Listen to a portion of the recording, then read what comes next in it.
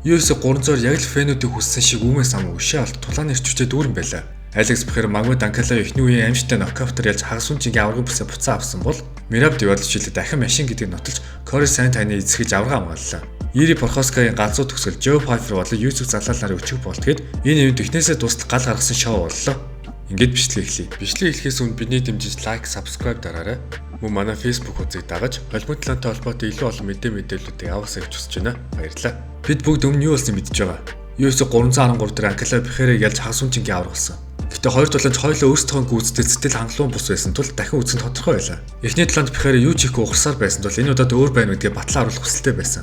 Харин Анкалав тэрээ аврагын бүстэй болсон ч Бхер түүний 12 унгах гэсэн орлогыг бүгдийг амжилттай хамгаалаад байсан тул мөн хангалттай тулд чадаагүй тодорхой хэмжээнд өөрийгөө буруутгах байлаа. I was surprised by his ability to defend the takedowns. I blame myself.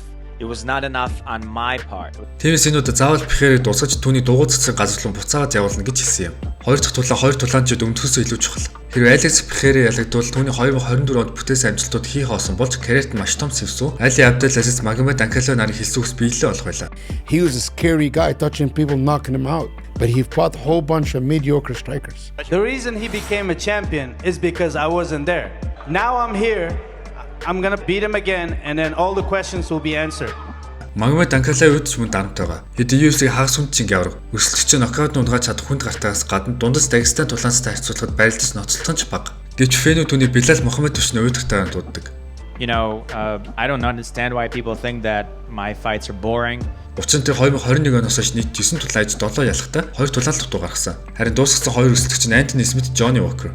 Хамгийн харамсалтай нэгийг нь Аманда Нунес толгойлсон ивент дээр. Харин Уокер UFC Apex дээр гээд цөөн тооны фэнүүд үздэг ивентэд Анкалав өрсөлдөгчдөө дуусгадаг. Эсвэргээрээ тэр Абу Дабид тулдах үед, эсвэл аврагын төлөө өргөл тулаанд тулдах үед фэнүүдийн анхаарал өөрт нь төвлөрч гэрэл хамгийн тодор ассан үед Анкалав хүлээлтэнд хүрдэггүй учраас фэнүүд уйдахтаа гэж цолддог үлээ. Тиймээс фэнүүд хүндлэлийг авахд тулд Алекс Бхерэдээ их хоёр дахь тулаанд тэр зүгээр шийдвэрээ ялах биш. Заавал ямар нэг байдлаар дуусгаж зарим фэнүүдийг баярлуулж зарим нь уйлуулах ёстой байсан юм. The words are over. All of these people tomorrow are gonna cry. Хэрэг тулаа эхлэх юм надаас тулаан ямар үр дүнгээр дуусах вэ гэж асуувал Анкалав нокаутер гэж хэлэх байсан. Надаас гадна холимтлан үздэг 19 ч мөн Анкалав нокаутер гэж хэлэх байсан. Учир нь Бхер өмнө нэг ялагдсан. Мөн 38 настайгаас гадна энэ жил Барзил тулаанчид оргил тулаан дандаа ялагдаад байгаа гэд бүх боломж түүний эсрэг байсан юм. Гэвч тулаа эхлээд Бхер шууд дайрч сайгаа ортуулж Анкалавд дарамт өгөв. Эхний тулаанд огт харагдаа үзэл Бхерэс гарч ирсэн. Нэмээд баруун гарын савн Анкалавын толгойг онож аврагыг цочроож түүнийг хурдан тейктаун хийхэд хүргэсэн боловч Бхер амархан хамгаалж өргөжлүүлээ Гранд Паунд 12-6 тохоо өгсөн шүүгч хэвдийн тулааныг зогсоож Бхер ялагч боллоо.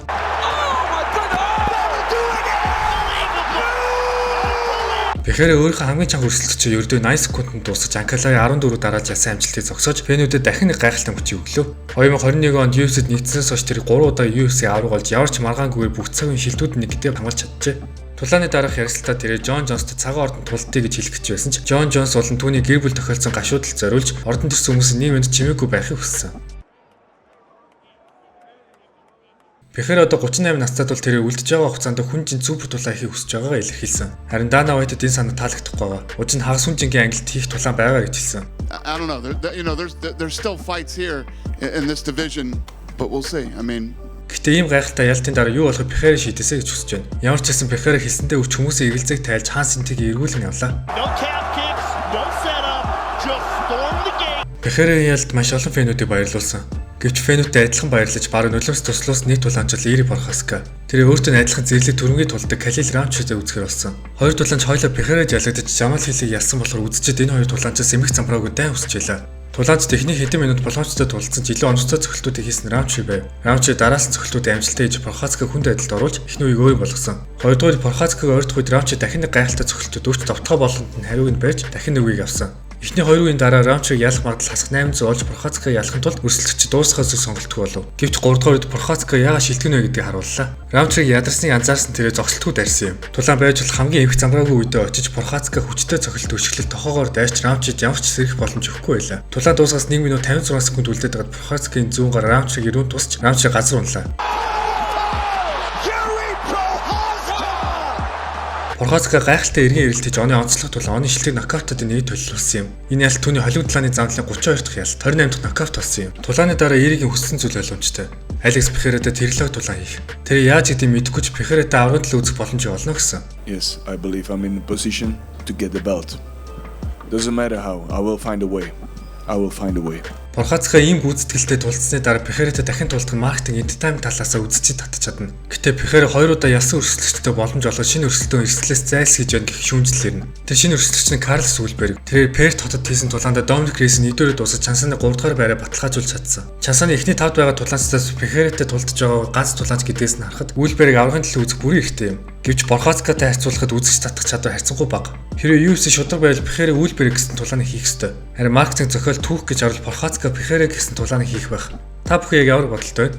Пихерэ хинтээ тултаасаа гэж хүсэж байна. Коммент хэсэгт сэтгэлээ үлдээгээрэй. Third fight with Alex Pereira. Man. UFC 302-д хагас сүнжингийн аврагаас гадна бантамжингийн авраг тулалцсан. Өмнөх тулаанд Шона Мали дууссан Мераб Девалшвили Чансаныхаа 1-ээс 3 тагаа өрсөлдөгчтэй бүгдийг ялж байсан тул энэ удаа Чансаны 4 тагаа Кори Сантангтай тултахаар болсон. Bro, you are selling your balls picture on OnlyFans. How dare you? How you talk to me? I saw those pictures. Your balls very small. I have Georgian balls. Тулааны эхний үед Кори Сантангийн сайн тулдж барилдаа хамгаалж ихний үеийг авсан. Гэтэ 2 дугаараас Мераб яагаад аврагаа гэдгийг харуулсан. Мераб догширт Сантангнуур зэрлэгээ дайж 2 дугаар бараг дуусгах үү. Дараагийн 3 үед Мераб зөвхөн Мераб л хийж чадах зүйлсээ хийснээр 49-45, 49-45, 49-46 гэсэн нэгдсэн саналаар яаж аврагын бүсээ дахин нэг хамгааллаа. Энэ тулаанаас маш олон амжилтууд гарч ирсэн. Аврагын бүсээ 3 удаа хамгаалснаар Доминик Круз, Альжим Стерлинг нартай зэрэгцсэн. Мөн UFC-д нийт 100 тейкдаун хийсэн анхны тулаанч. Бас аврагын талд 20 тейкдаун хийснээр рекорд тогтоолоо. 2025 оны шилдэг тулаанч нь маргаан байхгүй Мераб Девалшвили. I see you next time. I'm going to get you next time. Энэ ялцын дараа маш олон фэнүүд түүний хамгийн агуу бантамжингийн тамирчин гэж яриас гадна зарим түүнийг Хабибаас илүү амжилттай гэж ярьж эхэллээ. Hey, you can hate me all you want. Merab's resume is better than Khabib. Та бүхэн яг ямар бодолтой байна? Мераб Девалшвили Хабиб Нурмагомедов хоёрын хэнийхэн зам л илүү вэ? Коммент хэсэгт сэтгэлээ үлдээгээрэй. Энэ ивентэд Мерабаас гадна өөр нэг бантамжингийн авраг тулдсан. Гэхдээ Bellator холбооны бантамжингийн авраг Pachimix. UFC-ээс эхний тулаанд Марио Баутистад ялагдаж фэнүүд өргөн хугалсан. Харин энэ удаа UFC-д эхний тулаанд хийж аваа пост тулааж болох Яков Виклачтай үзсэн. Гэвч энэ тулаанд Pachimix муу хангалтгүй байж Яков Виклач хуваагдсан саналаар ялт байгууллаа. For the winner by split decision, Yakov Энэ жил оржсэн Bellator-ын тулаанчд болох Pitbull, Mix, Piconor бүгд ялагдж UFC-ийн төвшин өөр гэдэг баталж харуулсан жил боллоо. Харин эсрэгээр фэнүүдтэй үлгэр жишээ болж карьераа эргүүлж чадж байгаа нэг тулаанч бол Юсеф Залал. Анх UFC-д 3-3-1 амжилттай болж 2022 онд ажилтгүй болоод байв. Гэвч 2024 оноос эргэн UFC-д ирж 4 тулаанд дараалж ялдаг 3-ын нөчөг болтор ялсан. Энэ удаа тэр 40 настай хүнд гартай Жош Эммиттэй үзсэн. Тулаанд Залал өрсөлдөгчөө эхний үед Аран Бараар ялж дахин нэг ялт байгуулж өрсөлдөөнтэй байгаа өдчинг улам сонирхолтой болгож чадсан билээ. Thank you Las Vegas for T-Mobile Arena. This is my first fight at T-Mobile Arena. So thank you guys. Мөн UFC 320-т Магомед Анкалавтай адилхан Дагестан гарлаж Герман иргэшилтэй тулаанч болох Абус Магомедов Жо Пайферт 2 дугаар боолгож алгацсан.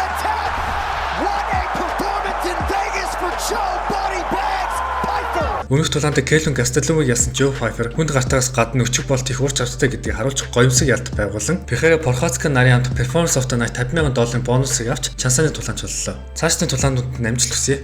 I love this country. That's all I'm about. USA up in baby. Let's go. 50K, man. 50K. Бичлэг маань энэ үрээ дуусч байна. Бүтэн 6-7 хоногийн дараа бидний хүссэн хүлээсэн тоо ивент болох UFC 320 болж бид бүгдийг хүсэжсэн үр дүнгээр өндөрлөлөө. Алекс Пихерэ Хансентиг эрүүл авахд 80 секунд хангалттай байсан бол Мераб Девалшвилийн ноёхол цааш үргэлжлэхээр боллоо. Мөн Борхацка Рамчогийн тулаан гал асаасан бол Юсеф Залал карьер эргүүлж чадчихэ. Энэ мэтчлэн гайхалтай ялтуудыг харсан бол мөн урам хоглох зүйл энэ ивэнтээр харагдлаа. Дараагийн бичлэгээр уулзтлаа түр баяртай.